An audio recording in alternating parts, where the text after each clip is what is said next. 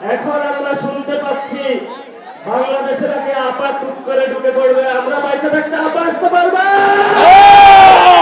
2013 সাল বেগম খালেদা জিয়া ঠিক এই জায়গায় বক্তব্য দেওয়ার জন্য এসেছিলেন, আমিও এখানে এসেছিলাম, আপনাদের কাতারে ছিলাম।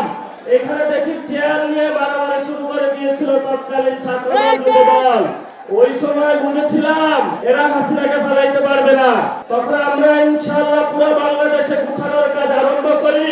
17 বছর লেগেছে, সকল দল মিলে ফ্যাসিবাদী সরকারকে বাংলাদেশ থেকে বিতাড়ন করেছে।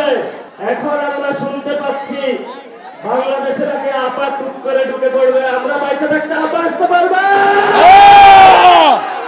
বাংলাদেশে যারা তরুণ প্রজন্ম রয়েছে, আপনারা সবাই ঐক্যবদ্ধ হন, বাসায় বাসায় যান।